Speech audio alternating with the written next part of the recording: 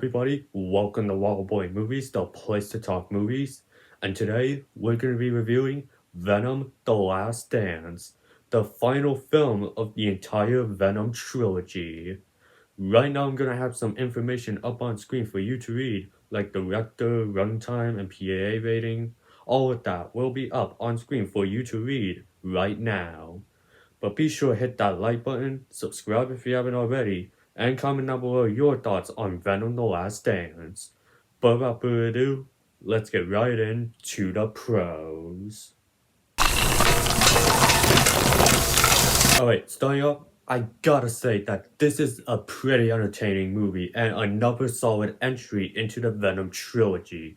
Now, I'm completely aware this is not as good as movies like Avengers Infinity War, Avengers Endgame, but it's still like a fun, entertaining time to watch, and Venom: The Last Dance definitely is the same quality as like the first two Venom movies were. I had a lot of fun watching those first two movies, and the same thing can be said with Venom: The Last Dance.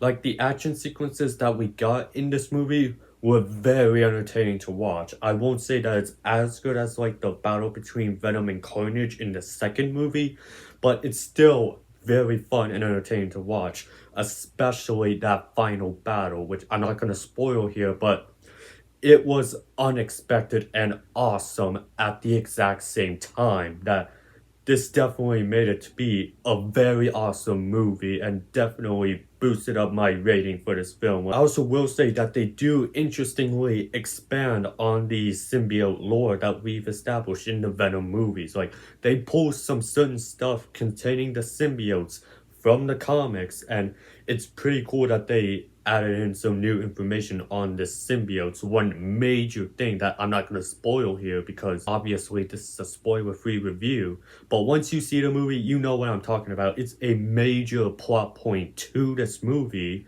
and it's a bit of that expanded lore things that I very much liked in the previous two movies that I've seen, Terrifier 3 and Smile 2. It was pretty cool that we got that expanded lore here, especially one that is such a huge plot point to the movie. I also will say that the cast in this movie does a pretty good job in here. Like, you got Juno Temple, who does a great job.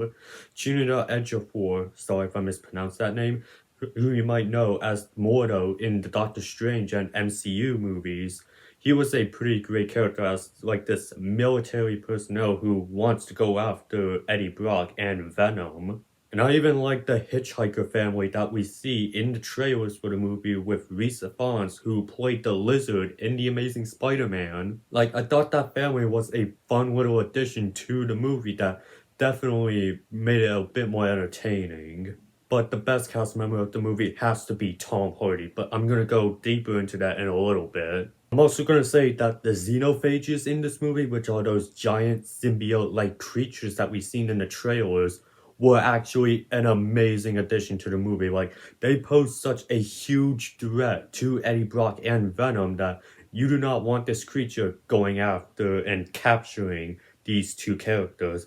And I thought that some of the things that this thing did made me go, how is this allowed in a PG-13 movie? Like, that's sort of stuff that I wish Venom Let There Be Carnage did in terms of the character of Carnage, because he is most famously known for being this violent, sadistic serial killer that it kind of devalued him in a PG-13 rating with Venom 2. But the things the xenophages did here actually made them pretty terrifying, and you do not want this creature to end up capturing Eddie and Venom. And I also gotta go ahead and praise the things that this movie does with the character of Null, who is voiced by Andy Serkis, by the way, and don't think that's a spoiler. The Hollywood Reporter literally confirmed that before the film's release. But I thought the inclusion of Null in here was handled so well. Like, we were all thinking that we were gonna get like one scene of Null in this movie and that's it.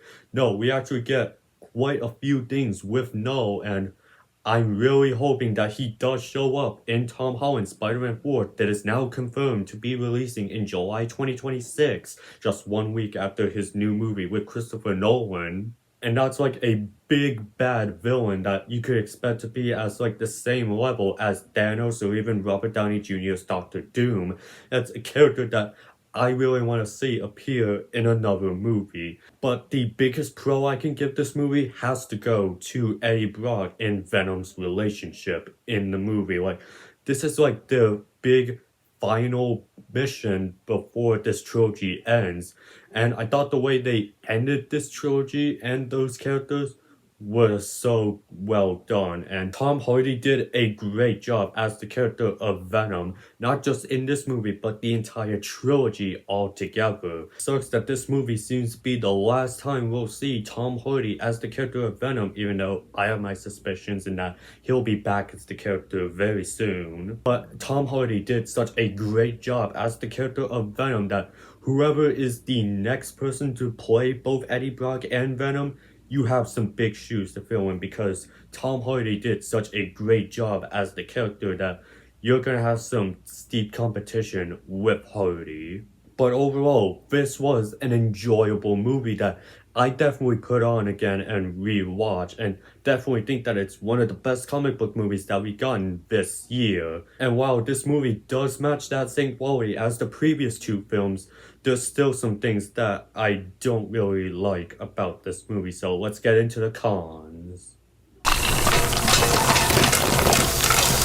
Now, I actually don't have that many cons with this movie, but there's still one thing that I do want to mention, and that is the character of Peter Mulligan, aka Toxin. Like, I don't think they really utilized that character very well. I don't think that he had enough to do in this movie. Like, I would have wanted to see him a lot more, but I just did not like the way that this movie handled the character of Toxin, because he was set up in Venom 2, and I was hoping that he would be like a much bigger role compared to what we actually got, and I just wanted a bit more of the character of Toxin in this movie. But putting that aside, I still ended up really liking this movie. It's one that I'll definitely go ahead and rewatch again. And if you're someone who didn't like the previous two Venom movies, maybe skip this one. But if you did like the first two Venom movies, I say definitely go ahead and give this movie a watch. But overall, Venom was just a fun, entertaining movie to say the least. So for my scorecard, I'm gonna give Venom The Last Dance 4.5 stars, with the score out of 10 being 9.5 out of 10, with the percentage being 95%, with a grade of A, with my final verdict being the best of the trilogy. But that was my review for Venom The Last Dance. I want to hear from you guys. What are your guys' thoughts on this movie? Go ahead and leave your thoughts down in the comments section. And while you're at it, be sure to hit that like button, subscribe if you haven't already, and have a great day.